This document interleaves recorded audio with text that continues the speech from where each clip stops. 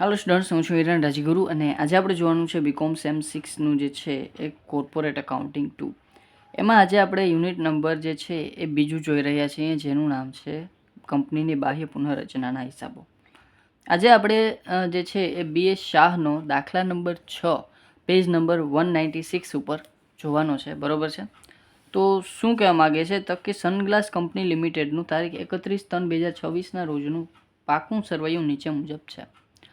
વિગત નોંધ રૂપિયા આપ્યું છે આપણને. ઇક્વિટી જવાબદારીઓમાં શેર હોલ્ડરના ભંડોળો, એમાં શેર મૂડી આપી છે. ઇક્વિટી શેર પૂરા ભરાયેલા અને પ્રેફરન્સ શેર પૂરા ભરાયેલા આપ્યા છે. બિનચાલુ દેવામાં લાંબા ગાળાના ઉછીના નાણાં, એમાં 15%ના ડિબેન્ચર. ચાલુ દેવા, વેપારી દેવા, એમાં લેણદારો આપ્યા છે. મિલકતો બાજુ બિનચાલુ મિલકતો આપણને કાયમી મિલકતો, દ્રશ્ય મિલકતો. કાયમી મિલકતો એમાં દ્રશ્ય મિલકતો, જમીન, મકાન, સાચા યંત્રો, ફર્નિચર. પછી અદ્રશ્ય મિલકતોમાં પાઘડી. બિનચાલુ મિલકતોમાં નફા નુકસાન ખાતું. ચાલુ મિલકતોમાં માલ સામગ્રી, સ્ટોક અને વેપારી લેણા, એમાં દેવાદારો આપેલા છે. શેર હોલ્ડરો અને લેણદારોની સમિતિએ નક્કી કર્યું કે કંપનીનું સ્વૈચ્છિક વિસર્જન કરવું અને નવી કંપની ચંદ્રકિરણ લિમિટેડની ₹25 લાખની સત્તાવાર ઇક્વિટી શેર દરેક ₹10ની મૂડીથી સ્થાપના કરવી. અદાલત દ્વારા પુનઃરચનાની યોજનાને નીચેની શરતોએ મંજૂરી મળી. જૂની કંપનીના 1 ઇક્વિટી શેરના બદલામાં નવી કંપનીના 5 ભરપાઈ થયેલા 5 ઇક્વિટી શેર આપવા. ₹5 ભરપાઈ અને 5 ઇક્વિટી શેર. જૂની કંપનીના 1 પ્રેફરન્સ શેરના બદલામાં નવી કંપનીના 5 ભરપાઈ થયેલા 10 ઇક્વિટી શેર આપવા. ચંદ્રકિરણ લિમિટેડે ડિબેન્ચર હોલ્ડરોને 50% રકમ રોકડમાં ચૂકવવી અને બાકીની રકમના ₹10ના એવા પૂર્ણ ભરપાઈ ઇક્વિટી શેર આપવા. બરોબર છે, એટલે કે ડિબેન્ચર હોલ્ડરોને ચૂકવણી કરવાનું કીધું છે. નવી કંપનીના ઇક્વિટી શેર હોલ્ડરોને શેરની બાકીની રકમ રોકડમાં ચૂકવવી અને મિલકતો ચોપડે કિંમતે ગણવાની છે. ચંદ્રકિરણ લિમિટેડના ચોપડામાં આમ નોંધ લખી શરૂઆતનું પાકું સરવૈયું તૈયાર કરો. ચંદ્રકિરણ કોણ છે તો કે ચંદ્રકિરણ નવી કંપની છે. નવી કંપનીના ચોપડામાં આમ નોંધ અને શરૂઆતનું પાકું સરવૈયું તૈયાર કરવાનું છે. બરાબર છે.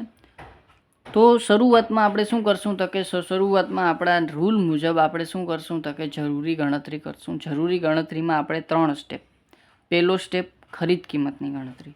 તો ખરીદ કિંમતમાં આપણને અહીંયા કંઈક આપ્યું છે તો કે ભાઈ જૂની કંપનીના 1 ઇક્વિટી શેરના બદલામાં નવી કંપનીના 5 ભરપાઈ થયેલા 5 ઇક્વિટી શેર આપવા. બરાબર. તો ઇક્વિટી શેર છે કેટલા તો કે ₹5,100,000નો પૂરો ભરપાઈ છે. તો શેરની કિંમત કેટલી થઈ જાય તો કે શેરની કિંમત થઈ જાય 5,000. બરાબર. તો 5,000 ઇક્વિટી શેર છે. તો એક શેરના બદલામાં 5 ઇક્વિટી શેર. તો 5,000 કેટલા એટલે કે ઇક્વિટી શેરમાં 1 એ 5 શેર, તો 5,000 શેરે કેટલા ₹5નો ભરપાઈ એટલે 25,000 × 5 એટલે 1,25,000 આપણે ઇક્વિટી શેર હોલ્ડરોને આપશું. પછી છે જૂની કંપનીના 1 શેરના બદલામાં નવી કંપનીના 5 ભરપાઈ થયેલ ₹5 ભરપાઈ થયેલ 10 ઇક્વિટી શેર. બરાબર. 1 શેરના બદલામાં 10 ઇક્વિટી શેર. તો પ્રેફરન્સ શેર છે કેટલા તો કે 2,000. 2,00,000/100 એટલે કે 2,000 શેર આપણી પાસે છે. તો પ્રેફરન્સ શેર હોલ્ડરોને 1 શેરના બદલામાં 10 શેર આપવાના છે. 2,000 શેર છે. તો 2,000 શેરે કેટલા એટલે 20,000 શેર થશે. 20,000 અને ₹5 ભરપાઈ એટલે 20, 50 ને 100 એટલે કે ₹1,00,000 આપણે આપવાનું થશે. પછી ડિબેન્ચર હોલ્ડરોનું કીધું છે. બરાબર. પછી આપણે ખરીદ કિંમતનું કાંઈ કીધું નથી. ખરીદ કિંમતમાં આપણને 2 જે હવાલા આપ્યા છે તો 2 હવાલા આપણે જોઈ લીધા. બરાબર. તો ખરીદ કિંમતની વાત કરી લઈએ તો 1,25,000 ઇક્વિટી શેર હોલ્ડરોને અને પ્રેફરન્સ શેર હોલ્ડરોને 1,00,000ના ઇક્વિટી શેર આપશું. બરાબર. આ ઇક્વિટી શેરની જ વાત હતી બધી. બરાબર. આનું ઇક્વિટી શેર જ આપે છે. તો ઇક્વિટી શેર આપશે. બરાબર. 1,25,000ના ઇક્વિટી શેર હોલ્ડરોને અને 1,00,000ના પ્રેફરન્સ શેર હોલ્ડરોને. તો ટોટલ કરશું 2,25,000 આપણી કુલ ખરીદ કિંમત થશે. પછી આપણે બીજા સ્ટેપ ઉપર હાલ્યા જઈએ. બીજું સ્ટેપ છે આપણું જે છે એ ચોખ્ખી મિલકતની ગણતરી. ચાલો તો ચોખ્ખી મિલકતની ગણતરી આપણે કરી લઈએ. તો આપણે એની શું કીધું છે તો કે મિલકતો બધી ચોપડે કિંમતે લેવાની છે. મિલકતો બધી શું લેવાની છે? ચોપડે કિંમતે લેવાની છે. અને દેવાનું કાંઈ કીધું નથી એટલે દેવા પણ આપણે ચોપડે કિંમતે જ લેવાના થશે. તો પહેલાં આપણે મિલકતોની વાત કરી લઈએ. તો મિલકતોમાં શું છે તો કે જમીન, મકાન, સાચા યંત્રો, ફર્નિચર. બરાબર. આ બધી જ વસ્તુ આપણે ચોપડે કિંમતે જ લેવાની છે. એટલે જમીન, મકાન, સાચા યંત્રો, ફર્નિચર આ ત્રણેય લેશું. અને પાઘડી નહીં લઈ, બરાબર, કારણ કે પાઘડી તો આપણે ફાઇન્ડ આઉટ કરવાની છે. બિનચાલુ મિલકતો લેવાશે નહીં. પછી માલ સામગ્રી, સ્ટોક અને દેવાદારો આ બધી વસ્તુ આપણે ચોપડે કિંમતે છે એ જ લઈ લેશું, બરાબર છે. એટલે કે કુલ 5 વસ્તુ થશે: જમીન, મકાન, સંચા યંત્રો, ફર્નિચર અને સ્ટોક અને દેવાદારો, બરાબર. જેટલી કિંમત આપી છે એટલી આપણે લખી નાખશું: જમીન, મકાન, સંચા યંત્રો, ફર્નિચર, સ્ટોક, દેવાદારો, બરાબર છે. જેટલી કિંમત એની ચોપડામાં આપી છે એટલી જ કિંમતો આપણે લેશું. દેવાની વાત કરી લઈએ તો દેવામાં આપણે 15% ડિબેન્ચર એ લેશું અને લેણદારો લેશું, બરાબર છે. આ સિવાય બીજી કંઈ દેવા આપેલા નથી, તો એ પણ બધા લઈ લેશું. એટલે 1 લાખ ને 2 લાખ 3 લાખ, તો ડિબેન્ચર અને દેવા પણ આપણે લઈ લેશું 3 લાખમાં, બરાબર. હવે આપણે ચોખ્ખી મિલકતની વાત કરી લઈએ તો કુલ મિલકતો 5,80,000માંથી દેવા 3 લાખ માઇનસ કરીએ તો 5માંથી 3 જાય એટલે 2,80,000 આપણી શું થઈ જશે? ચોખ્ખી મિલકતો. હવે આપણે ખરીદ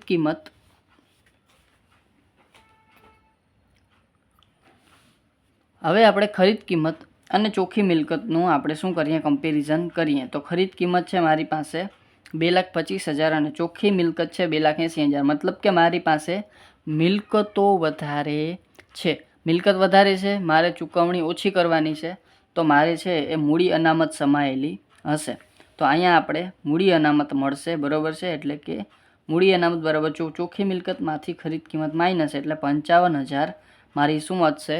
મૂડી અનામત વધશે, બરાબર. તો આ મારે પહેલાં 3 સ્ટેપ થઈ ગયા. ખરીદ કિંમત 2,25,000, ચોખ્ખી મિલકત 2,80,000 અને એમાંથી મૂડી અનામત આવી મારી પાસે 55,000, બરાબર છે. તો પહેલું સ્ટેપ મારું થઈ ગયું. હવે મારે કરવાનું છે શું? તો કે હવે એની જે કીધું છે ને એ મારે કરવાનું છે. હવે એની એમ કીધું છે કે ભાઈ ચંદ્રકિરણ એટલે કે નવી કંપનીના ચોપડામાં આમનોંધ લખવાની છે. ચાલો, તો આમનોંધ આપણે નવી કંપનીના ચોપડે લખીએ છીએ. તો નવી કંપનીના ચોપડે પહેલી આમનોંધ શું થશે? તો કે ધંધાની ખરીદી કરી તેની નોંધ, એટલે કે ધંધાના ખરીદ ખાતે ઉધાર તે સનગ્લાસ કંપનીના લિક્વિડેટર ખાતે, બરાબર. સનગ્લાસ કંપનીના લિક્વિડેટર એટલે કે જે જૂની કંપની છે એના લિક્વિડેટર ખાતે કેટલા થશે? તો કે જેટલી ખરીદ કિંમત છે એટલી થશે. એટલે 2,25,000, 2,25,000. પછી આપણે કરાર મુજબ જૂની કંપનીની મિલકતો અને દેવા લઈ લેતા, બરાબર છે. તો અહીંયા આપણે જે મિલકતો લીધી છે, જે મિલકતો એ બધી મિલકતો ખાતે ઉધાર, બરાબર. એટલે કે જમીન, મકાન, સંચા યંત્રો, ફર્નિચર, સ્ટોક અને દેવાદારો. જમીન, મકાન, સંચા યંત્રો, ફર્નિચર, સ્ટોક અને દેવાદારો ખાતે ઉધાર અને તે 15%ના ડિબેન્ચર અને લેણદારો ખાતે જમા, બરાબર. આ સિવાય આપણે ખરીદ કિંમત મેં તમને વાત કરી હતી, બરાબર. તો સનગ્લાસ લિક્વિડેટર ખાતે, બરાબર છે. સનગ્લાસ કોણ છે? તો કે આપણો જે આપણે ખરીદી કરીએ છીએ એ કંપની, બરાબર. એટલે એના લિક્વિડેટર ખાતે શું લખશું? તો કે આપણી ખરીદ કિંમત.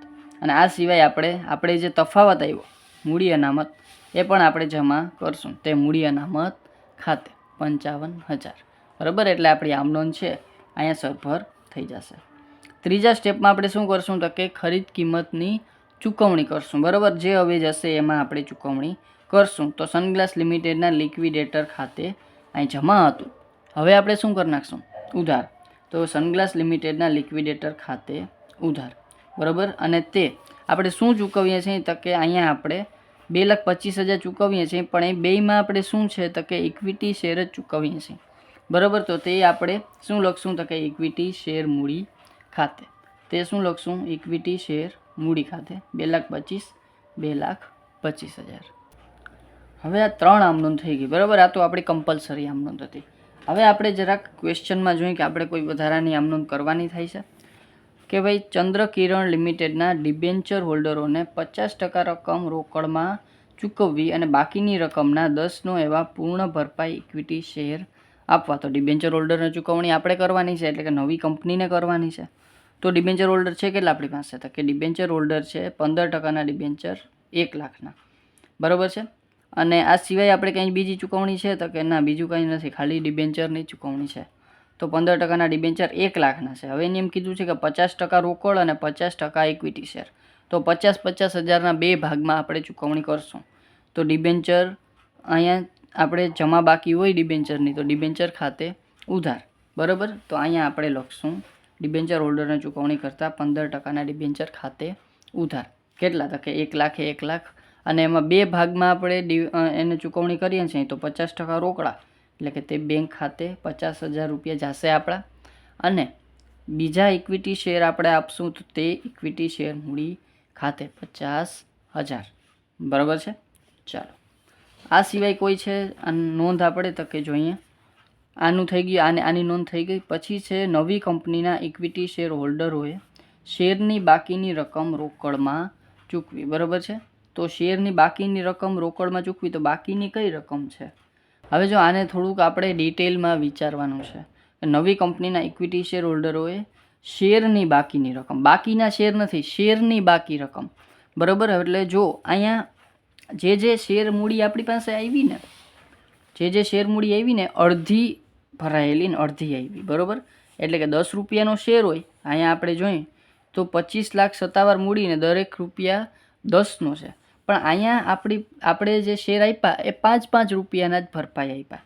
હવે અહીંયા શું કીધું છે કે શેરની બાકીની રકમ રોકડમાં ચૂકવવી. એટલે જેટલા 5-5 રૂપિયાના ભરપાઈ છે એને પૂરા ભરપાઈ કરવા. શું કરવા? પૂરા ભરપાઈ. બરાબર. શું કરવાના છે? પૂરા ભરપાઈ. એટલે કે 5-5 રૂપિયાના છે એને ડબલ કરીને 10-10 રૂપિયાના કરવાના છે. એટલે આના પણ 1,25,000 બાકી છે, આના 1 લાખ બાકી છે. એટલે કે એ બેય છે એ કોણ ચૂકવશે? તો કે એ છે એ શેર હોલ્ડરો લઈ લેશે, લઈ આવશે. બરાબર. તો અહીંયા આપણે ઇક્વિટી શેર હોલ્ડરોને એક વધારાની આમનોંધ છે એ મેં અહીં લખી નાખી છે. ઇક્વિટી શેર હોલ્ડરોએ શેરની બાકીની રકમ રોકડમાં ચૂકવી તેની નોંધ. બરાબર. એટલે રોકડ હવે જે છે ઇક્વિટી શેર હોલ્ડરો આપણને મોકલશે. એટલે કે બેંક ખાતે ઉધાર, અને તે કેના ખાતે જમા કરશું આપણે? ઇક્વિટી શેર મૂડી ખાતે. 5 રૂપિયા કોના બાકી હતા? તો કે 5 રૂપિયા આના બાકી હતા ઇક્વિટી શેર હોલ્ડરોને. બરાબર. 5 રૂપિયા ભરપાઈ થયા હતા ને 5 રૂપિયા બાકી હતા, કારણ કે 10 રૂપિયાનો શેર છે. બરાબર છે. 10 રૂપિયાનો શું છે? શેર છે. એટલે 5 રૂપિયા આવ્યા હતા, 5 બાકી હતા. તો પહેલાં 5 એની 1,25,000માં આપ્યા, અને બીજા 5 રૂપિયા એની આના આપ્યા. એટલે ટોટલ એને 1,25,000 અને 1 લાખ, એટલે 2,25,000 આપવા પડ્યા. એટલે એ આપણને મળશે. એટલે બેંક ખાતે ઉધાર, તે ઇક્વિટી શેર મૂડી ખાતે. બરાબર. આ સિવાય આપણે બીજી કોઈ નોંધ છે એ કરવાની થશે નહીં. બરાબર છે. ચાલો, તો આ આપણી થઈ ગઈ આમ નોંધ. હવે આપણે શું કરવાનું છે? તો કે હવે આપણે શું કરવાનું છે? તો કે પાકું સરવૈયું શરૂઆતનું બનાવવાનું છે. તો એ પણ આપણે બનાવી લઈએ. ચાલો, પહેલાં શું આવશે? તો કે શેર હોલ્ડરોના ભંડોળો. એમાં આવશે શેર મૂડી. બરાબર છે. શેર મૂડીમાં પહેલાં સત્તાવાર મૂડીની વાત કરી લઈએ તો સત્તાવાર મૂડી છે આપણી પાસે 25 લાખની 10 રૂપિયાનો એક એવો શેર. સત્તાવાર મૂડી 10 રૂપિયાનો એક એવો શેર 25 લાખ રૂપિયાની છે. સત્તાવાર મૂડીનું કામ નથી એટલે 2 લીટા આપણે મારી દીધા. પછી બહાર પાડેલ અને ભરપાઈ થયેલ મૂડી. બરાબર. એટલે એમાં આપણા પાઠ પડશે. શું છે? તો કે પહેલાં આપણી પાસે 25,000નો શેર હતો. બરાબર. તો 25,000 ઇક્વિટી શેર હવે પૂર્ણ ભરપાઈ છે. બરાબર છે. 5 રૂપિયા આપણે મંગાવી લીધા, તો 10 રૂપિયાનો શેર ભરપાઈ થઈ જશે, અને એ થશે 2,50,000નો. એવી જ રીતે આ 20,000 શેર છે, 10 રૂપિયાનો ભરપાઈ 2 લાખ રૂપિયા. બરાબર છે. અને 5,000 ઇક્વિટી શેર 10 રૂપિયાનો ભરપાઈ. એ ક્યાંથી આવ્યા? તો એ આપણે જે છે એ ક્યાં ગયા? આપણે આમ નોંધ, આપણે ડિબેન્ચર હોલ્ડરોને ઇક્વિટી શેર મૂડી આપી હતી 50,000ની. બરાબર છે. તો એ છે. બરાબર. 50,000ની 5,000 ઇક્વિટી શેર 10 રૂપિયાનો ભરપાઈ. 50,000 આપણે માત્ર કિંમત લખી હતી, અને 50,000 રૂપિયામાં 5,000 ઇક્વિટી શેર આવે 10 રૂપિયાનો એક. બરાબર છે. એ પણ આપણે મળી ગયો. બરાબર છે. 5 લાખ રૂપિયામાં. બરાબર. એટલે કે આ વસ્તુ થઈ ગઈ આપણી. બરાબર. ટોટલ કરશું એટલે 5 લાખ થશે. પછી છે આપણે શેર મૂડીનું કામ થઈ ગયું. પછી આપણે આમાં આવેલા જઈએ,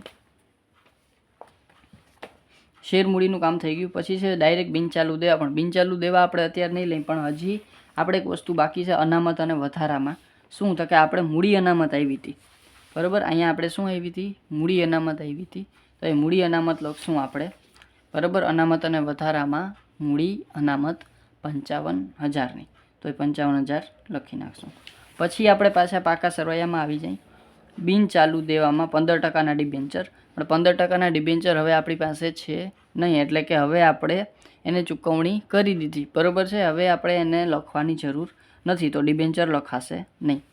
પછી છે ડાયરેક્ટ ચાલુ દેવા, એમાં વેપારી લેણદારો 2 લાખના, તો એ આપણે લખી નાખશું ચાલુ દેવામાં વેપારી દેવા લેણદારો 2 લાખના, બરાબર છે. મિલકતો બાજુ આવી જાય તો મિલકતોમાં આપણે બધી ચોપડે કિંમતે જ લીધી હતી, બરાબર છે. તો પહેલાં આપણે લખી નાખશું કે ભાઈ મિલકતો, એમાં બિનચાલુ મિલકતો, એમાં આપણે છે એ કાયમી મિલકતો, એમાં દ્રશ્ય મિલકતો, બરાબર છે. તો એમાં આપણે જમીન, મકાન, સંચય યંત્રો અને ફર્નિચર એ ત્રણેય વસ્તુ ચોપડે કિંમતે જ છે, એટલે ચોપડે કિંમતે લખી નાખશું, બરાબર છે. પછી આપણે આગળ જઈ તો અદ્રશ્ય મિલકતોમાં પાઘડી, તો કે ના પાઘડી નથી, બરાબર. તો પાઘડી આપણે લખશું નહીં. પછી છે અન્ય બિનચાલુ મિલકતોમાં નફા નુકસાન ખાતું, તો એ પણ જૂની કંપનીના શેર હોલ્ડરો માંડી વાળશે, બરાબર છે. આપણે કાંઈ લેવા દેવા છે નહીં, નવી કંપનીમાં કાંઈ લેવા દેવા નથી. પછી છે ચાલુ મિલકતો. ચાલુ મિલકતોમાં સ્ટોક અને દેવાદારો છે એવા નેવા આપણે લખશું, તો માલ સામગ્રી, સ્ટોક અને દેવાદારો છે એવા નેવા. પછી આપણે એક લાસ્ટમાં છે એ શું થશે, તો કે રોકડ થશે.